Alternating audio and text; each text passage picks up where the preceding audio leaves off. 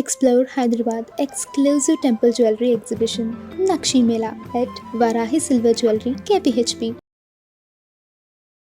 నమస్తే, welcome to Suman TV. నేను పద్మిని. ప్రస్తుతంతో పాటు ప్రముఖ ఆధ్యాత్మికవేత్త, ప్రముఖ న్యూమరాలజిస్ట్, లక్ష్మీ నరసింహస్వామి ఉపాసకురాలు శ్రీమతి స్రవంతి గారు మనతో పాటు ఉన్నారు. మాట్లాడదాం. నమస్తే అక్క. నమస్తే పద్మిని. అక్క ఎలా ఉన్నారు అక్క? బాగున్నాను పద్మిని. మీరు ఎప్పుడు బాగుండాలి. మంచిగా బాగా మెరుస్తుందేంటి మెడలో దగదగ గదగా డాలర్ ఏంటక్క స్పెషల్ గా ఉంది? స్పెషల్ గా చేయించాను పద్మిని. ఓకే, బాగుంది.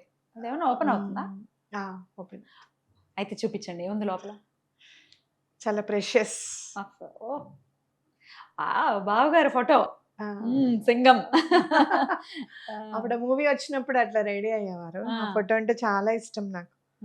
సరే, ఇది విజయవాడ కనకదుర్గమ్మకి సారీ ఇచ్చేటప్పుడు దిగామన్నమాట ఈ ఫోటో. అందుకని రెండు పెట్టుకున్నా. చాలా బాగుంది. Very nice. థ్యాంక్ యూ చూపించినందుకు. Pleasure, it's my pleasure. చక్కగా ఉంది మెడలో. Very nice. రైట్ అక్క. అక్క, ఏకాదశుల గురించి మీ వీడియో కోసం వెయిట్ చేస్తూ ఉంటారు. ఇది నేనేమి ప్రత్యేకంగా చెప్పాల్సిన అవసరం లేదు. అధిక మాసంలో బహుళ పక్ష ఏకాదశి వచ్చేస్తోంది. గురువారం ఏకాదశి 11వ తారీఖున పరమ ఏకాదశి. మరి ఈ ఏకాదశి వైశిష్ట్యం ఒకసారి మీ ద్వారా, అలాగే ఎట్లా యూటిలైజ్ చేసుకోవాలి ఏకాదశి చెప్తారా? తప్పకుండా చెప్తాను పద్మిని. మనకి అధిక మాసం వచ్చే ఏకాదశిని శుక్లపక్ష ఏకాదశి ఏమో పద్మిని ఏకాదశి అని, తర్వాత పౌర్ణమి తర్వాత వచ్చే ఏకాదశి అని పరమ ఏకాదశి అని అంటారు అనమాట. అయితే ఈ ఏకాదశి ఏంటంటే అధిక జ్యేష్ఠ మాసంలో వచ్చే ఏకాదశులు. ఇవి రావాలి అంటే మళ్ళీ మనకి 19 సంవత్సరాలు వెయిట్ చేయాలన్నమాట. ఇదే అధిక మాసం రావాలి. అందుకే మనం మంగళవారాలు కూడా మనం బడా మంగళవారం ఉపయోగించుకోండి అని కూడా చెప్పారు. ప్రతి మంగళవారం నీకు కలిసి వచ్చిందా పద్మిని బడా మంగళవారం? ప్రశాంతత అయితే ఉంది ఖచ్చితంగా. నాకైతే చాలా బాగా కలిసి వచ్చింది.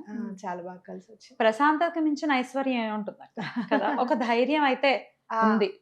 ఎస్, మనం ఎటువంటి సమస్య అయినా అధిగమించగలం అనే ధైర్యం ఖచ్చితంగా స్వామి ఇస్తారు అంటే అందరికి. మేము ఎక్కడికి వెళ్ళినా, ట్రిప్కి వెళ్ళాం కదా, ఎక్కడికి వెళ్ళినా ఆంజనేయ స్వామి కనపడడం అనేది జరిగింది. ప్రతి చోట కూడా ఆంజనేయ స్వామి, ఫస్ట్ ఆంజనేయ స్వామి కనపడడం జరిగింది. అయితే ఈ పరమ ఏకాదశి నాడు ఏంటి అని అంటే మనం కొంచెం కొత్తగా చేసుకోవడానికి ఉంటుంది. ప్రకృతి ఎప్పుడూ కూడా మనకి ఏదో ఒక వరం ఇస్తుంది ఈ తిథుల రూపంలో అని చెప్పి మనం చెప్పుకోవచ్చు. ఈ పరమ ఏకాదశి రోజు ఏంటంటే మనం చక్కగా దశమి నుంచి 5 రోజులు అన్నమాట ఏకభుక్తం చేసి మనం ఎలాంటి ఈతి బాధలు ఉన్నా కూడా, ముఖ్యంగా ఆర్థిక ఇబ్బందులు ఏమైనా ఉంటే, అప్పులు ఏమైనా ఉంటే కనుక తొలగించుకోవడానికి ఇది చాలా మంచిది అని ఉపయోగపడుతుందని మనం చెప్పుకోవచ్చు. అంటే దశమి నాడు ఎలాగునో మనం ముందు రోజు అన్నం తిన్నాం, ఏకాదశి ముందు రోజు టిఫిన్ తినేస్తాం. ఏకాదశి ఎట్లా పూర్తిగా ఉపవాసం చేస్తాం, అలాగే పారణ చేసుకుంటాం ద్వాదశి నాడు. తర్వాత మిగిలిన 2 రోజులు అంటే త్రయోదశి తర్వాత వచ్చే చతుర్దశి కూడా అమావాస్య వరకు కూడా మనము ఉపవాసం ఉంటాం అనమాట. అంటే ఏకభుక్తం చేస్తాం. పొద్దున మధ్యాహ్నం తినచ్చా? మధ్యాహ్నం తినచ్చు, రాత్రి టిఫిన్ తినచ్చు. లేదు మీరు ఉండగలుగుతాను అంటే పొద్దున టిఫిన్ తిని నైట్ అన్నం తిన్నా కూడా పర్వాలేదు. ఏకభుక్తము అనేది ఉండాలి. ఇంకోటి నక్తము అని చేస్తారు. నక్తం చేస్తే చాలా మంచిది. పొద్దునంతా తినకుండా చుక్క వచ్చిన తర్వాత వెంటనే స్వామివారికి నివేదన పెట్టుకొని అదే తింటే చాలా మంచిది అనమాట.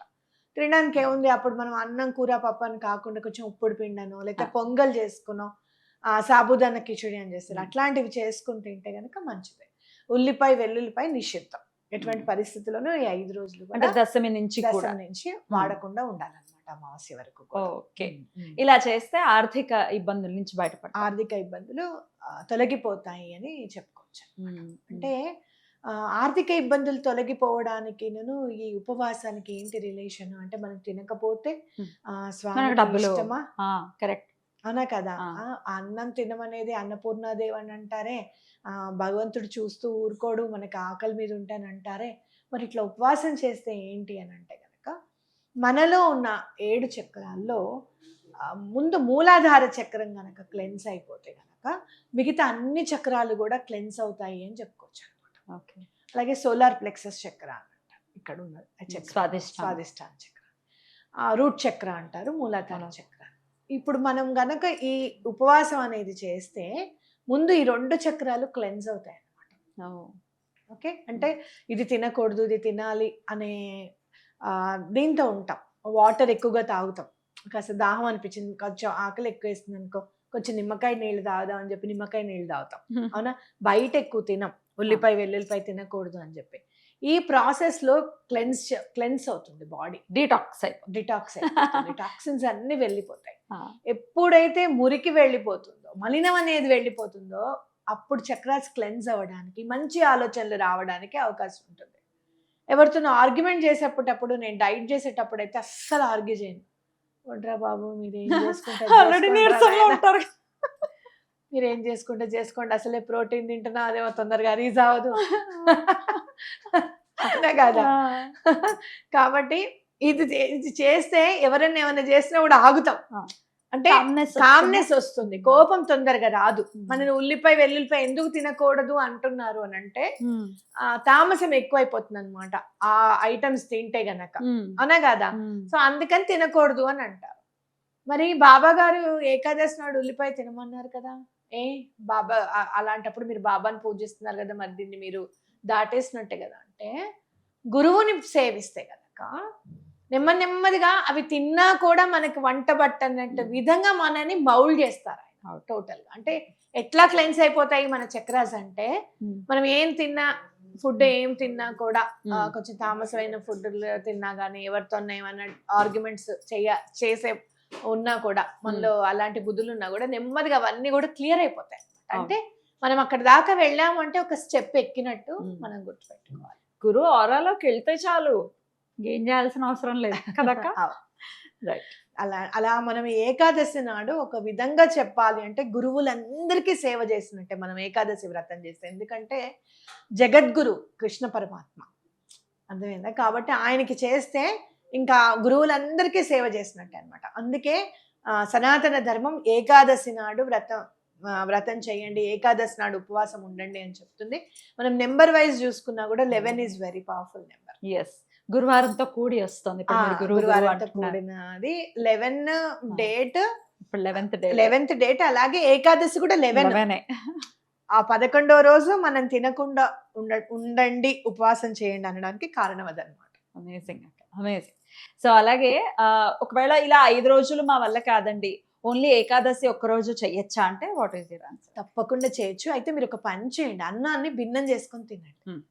నైట్ పూట అన్నం ఉండిపోయింది, బాక్స్ లో వండేశారు, ఆ రోజు మిగిలిపోతుంది, పడేయకూడదని కూడా మన ధర్మం చెప్పింది కాబట్టి అంత లెమన్ రైస్ లేకపోతే కొంచెం ఇన్ని కూర ముక్కలు వేసుకొని తినడం అట్లా చేయండి. అది అన్నం తిన్నట్టే అవుతుంది. అలాగే తులసి చెట్టుకి ఎక్కువగా ప్రాముఖ్యత ఇవ్వండి. పిండి దీపాలతో పాటు తులసి దళాలు కూడా స్వామికి సమర్పించడం, ప్రత్యేకంగా ఆవు నెయ్యి దీపం పొద్దున సాయంత్రం తులసి చెట్టు దగ్గర పెట్టడం చాలా మంచిది. పిండి దీపం పెట్టమంటారు? పిండి దీపం పెట్టండి కంపల్సరీగా. ఎన్ని పెట్టమంటారు? 11 పెడతాను నేను. స్వామివారిని విడిగా పెట్టుకొని చుట్టూరా 11 పెడతాను అనమాట. స్వామినే దీపం లాగా చూసి ఒక పెద్ద దీపం పెడతారు, చుట్టూరా 11. అలా కాకుండా ఒక్క దాంట్లో 11 ఒత్తులు వేసుకుని చేసుకోవచ్చు, తప్పేమి లేదు. మన ఓపికమ్మా, మనం ఎట్లా స్వామికి ఎట్లా మనం చేయాలి అని అనుకుంటున్నాం అనేది మన ఓపిక, మన శ్రద్ధ. అలా అని ఒకటి పెడితే శ్రద్ధ లేనట్టు 11 పెడితే శ్రద్ధ ఉన్నట్టుగా కాదు. మన మనసుకి ఏది మంచిగా అనిపిస్తుంది, అమ్మ నేను ఇవాళ చాలా బాగుంది నాకు ఇలా అని అనుకున్నప్పుడు చేసుకోవచ్చు. రైట్. స్విచ్ వర్డ్ చెప్తారు కదా? తప్పకుండా చెప్తాను. ఏ స్విచ్ వర్డ్ చదవాలి? హరినారాయణ గోవిందం. హరినారాయణ గోవిందం అనే స్విచ్ వర్డ్ చదువుకుంటే చాలా మంచిది అనమాట. ఓకే, ఇన్ని సార్లు అని కాకుండా అట్లా స్మరణ 108 times స్మరణ చేయండి. స్నానం చేసిన తర్వాతే చేయండి. మరుసటి రోజు పారణ అంటే ఎప్పుడు భోజనం చేయాలి?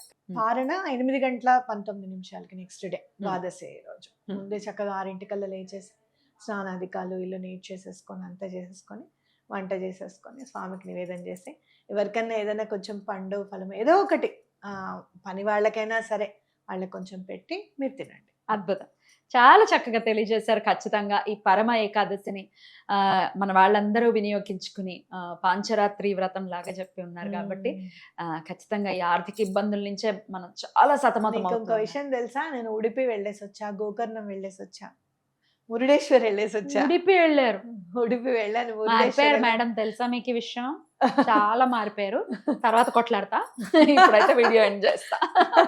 Thank you. అయితే ఆ విశేషాలు ఒకసారి మనం మాట్లాడదాం. అలాగే కృష్ణుడి తప్పకుండా గురించి మీరు చెప్పాలి. తప్పకుండా చెప్తాను. థ్యాంక్ యూ అక్క. నమస్తే. నమస్తే.